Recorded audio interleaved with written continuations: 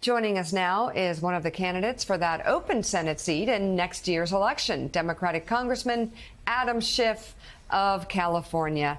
I guess we'll start there as we watch this transition. If you'd like to say a few words on Dianne Feinstein's legacy. Well, the word that so comes to mind for me when I think of Dianne Feinstein is giant. She was a giant of a legislator, giant policymaker in the world that I worked in for so many years in the intelligence field. She was also a giant, and she was courageous. Whether she took on the CIA or took on the NRA, she wouldn't back down from a fight. Always impeccably prepared. You would go into her office and to discuss an issue in your own district, and she would know it better than you did. And for me personally, she was also a mentor and a friend. So it's a big personal loss. But it's hard to really point to anyone in the Senate who has had such a tremendous impact on the nation and certainly profound impact on all Californians, and so much for the better. And the senator's funeral will be held later this week. Congressman, you had a busy weekend, you and your colleagues in the House of Representatives. Tell us, with this deal struck to keep the government open for now, first, give us your level of surprise that McCarthy switched tactics on Saturday morning and suddenly reached across the aisle to try to broker a deal with Democrats to keep the lights on.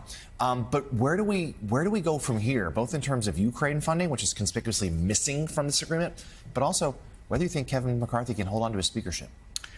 Well, you can always count on Kevin McCarthy to do the right thing after he's tried everything else. And I think this is where we were on Saturday. He had tried putting us through this drill of bringing up these meaningless bills just to placate the right wing of his conference. He had tried initiating an impeachment proceeding, thinking that that would, bring him the support of the crazy right wing in this conference. None of it was working. And on Saturday, as we were coming closer and closer to a shutdown, he decided, OK, maybe now it's time to actually do something right and do something in a bipartisan way. The Senate had a bill that would have passed in the House overwhelmingly, but he wouldn't bring that up. So he brought this up. And the principal difference was the exclusion of Ukraine funding, as you say. And that is deeply problematic. We're going to be working hard to restore that funding. We need to support Ukraine and help that country defend itself against the Russian invaders. I think there'll either be a standalone bill or there'll be part of the new resolution. And of course, the bill we passed on Saturday just kicks the can down the road for 45 days. And so we're going to have to go through this drill all over again.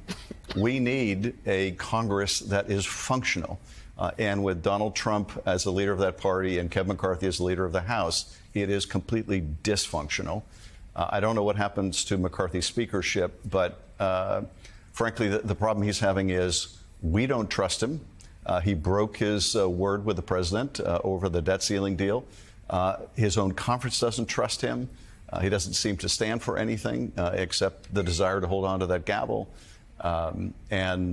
Ultimately, we'll see whether he survives. And you mentioned this impeachment inquiry that he commissioned seemingly as a olive branch to the far right, and that didn't work as they're still threatening his job. The hearing, though, the first hearing of that inquiry last week was roundly derided, frankly, by most other Republicans as well, for not getting their message across. What's your assessment of that? But where do you see that going? Because as much as that hearing went off the rails, they're signaling they're not going to stop.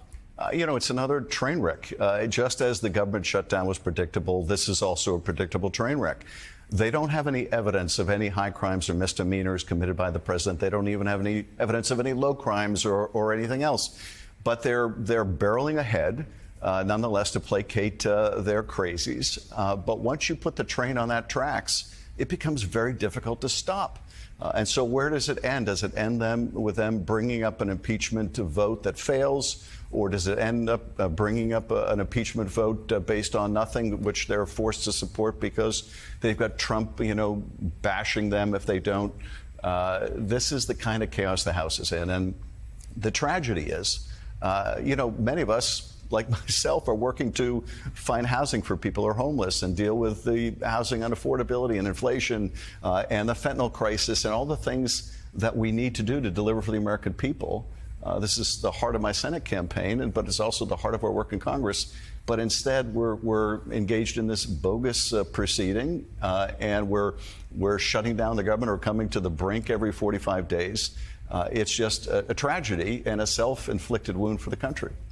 Congressman, can I broaden this out a little bit more on Ukraine? Over the weekend, we've seen in Europe a member of the European Union, Slovakia, give a majority of its votes in parliamentary elections to a party that is pro-Russian.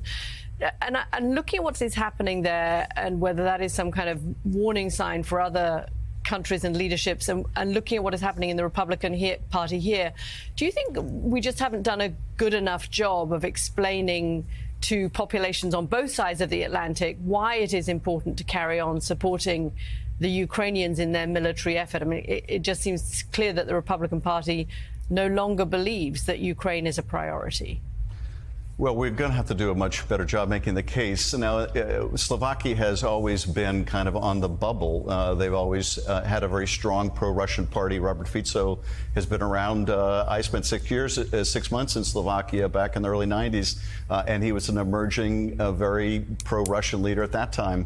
But the reality is, as the war drags on, we have to continue and more vigorously make the case for why, if Russia is successful in Ukraine, then you're going to see other nations remaking the map using military force. We see Azerbaijan engaged in a brutal war against Armenians in the Nagorno-Karabakh, threatening Armenia itself, no doubt encouraged by the muted reaction by some, or the waning support by what we see of Republicans in Congress. And the distraction of the war in Ukraine as far as Russia is concerned.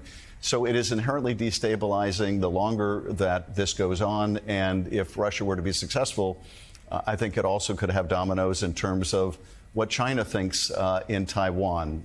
Is it now emboldened? So the stakes are enormously high, and we need to make sure that we're making the case and making it as effectively as possible.